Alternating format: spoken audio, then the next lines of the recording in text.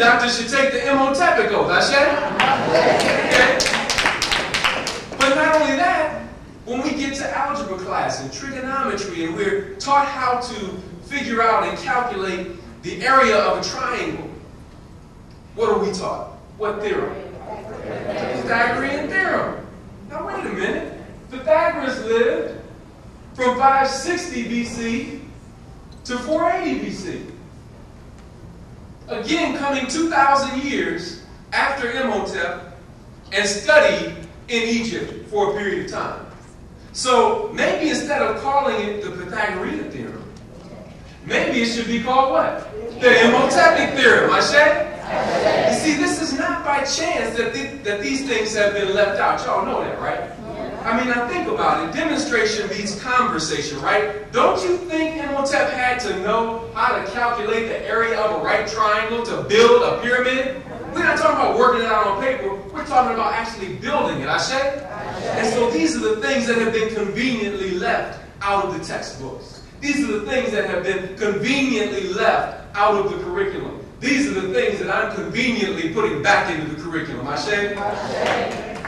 Here we see the big pyramid of Seneferu. Everybody say Seneferu. Seneferu. Now notice here, what we're going to see is an example of ancient African progressive perfection. Because they made some mistakes, obviously, with the bent pyramid. But as we go a little bit further, we go to the Giza Plateau.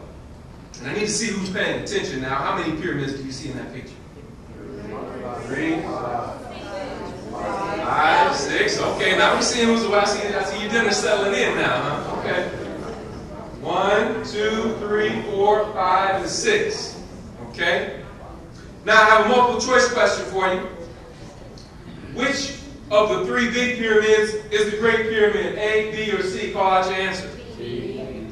Those people say B. That's your final answer? The Great Pyramid is actually C. This one in the background. Now it looks like it's smaller than the one in the middle because the one in the middle is standing on higher ground. Okay? So as we go a little bit further, one of the things that we find out is that, wait a minute, who's that in that picture? Who's that in that picture? That's right, you.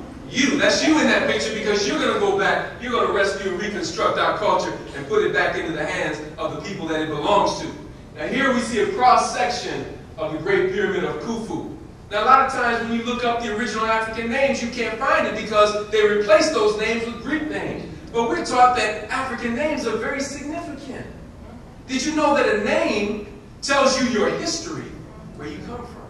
Your name tells you your identity, who you are. Your name tells you your destiny, where you're going. Ashe? And yet one of the first things that was taken from us when we were brought here was what?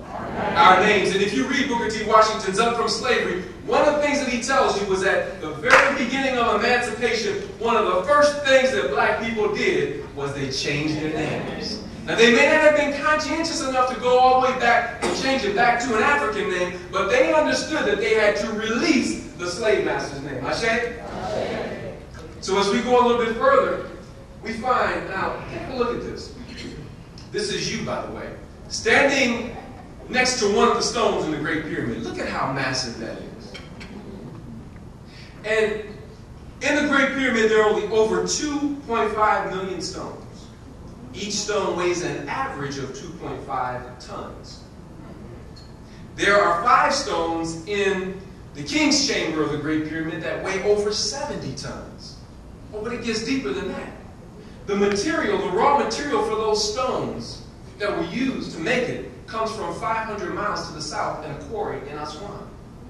So how do you not only get those stones all the way up to the Giza Plateau and then stack them one on top of the other without any mortar, nothing holding them together, but they're perfectly in line, so much so that you can barely tell. And not only that, but they weren't, in ancient times, it wasn't these crumbling blocks like you're used to seeing now, okay? In ancient times now, the Great Pyramid, all these pyramids in the Giza Plateau were covered with polished white limestone. Now the polished white limestone was chipped away and taken by the Arabs who came and conquered, and they used it to build their mosques, which are still standing in Cairo today. But when people don't have the proper understanding and appreciation for your culture, these are the types of things that happen. So it really looked like a diamond in the desert. And so as we go a little bit further, we find out the majesty of the mathematical, the engineering, and the expertise that our ancestors had.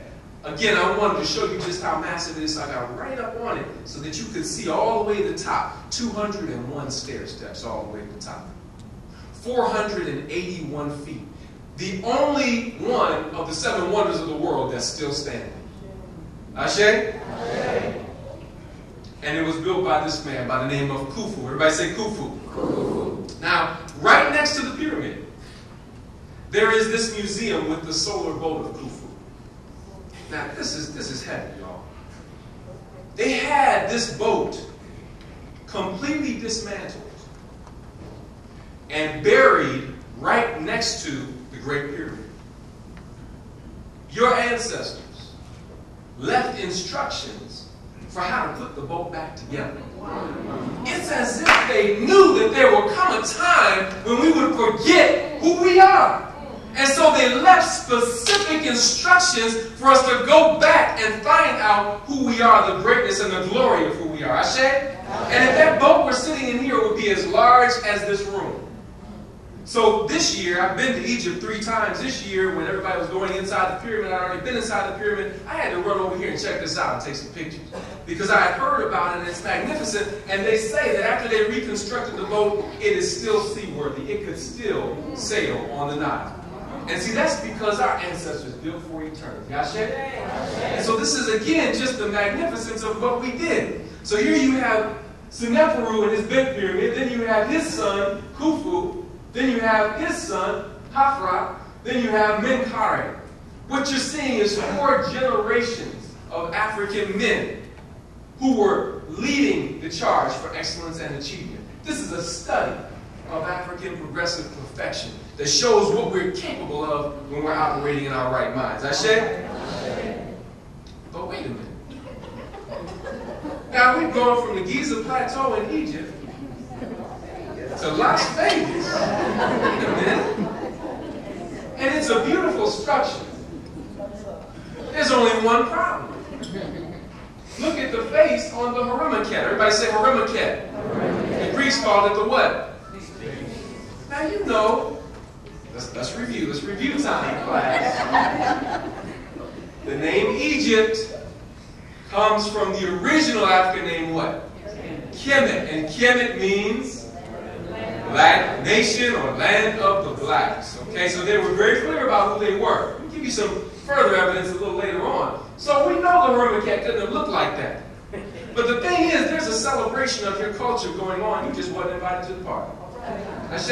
And the problem is, a lot of times we're looking at things and don't realize what we're looking at. I'm going to show you some further examples. Here's the Memphis Pyramid in Tennessee, where the Memphis Grizzlies basketball team plays. You see, there were early American settlers, Europeans who came here, who recognized a relationship between the Nile River and the Mississippi River. So you can go to southern Illinois, and there's a city called Cairo instead of Cairo. There's a city called Ramesses. And then you go a little further south, and then you find Memphis, Tennessee. Of course, there was an ancient city in Egypt called Mennefer. The Greeks called it Memphis.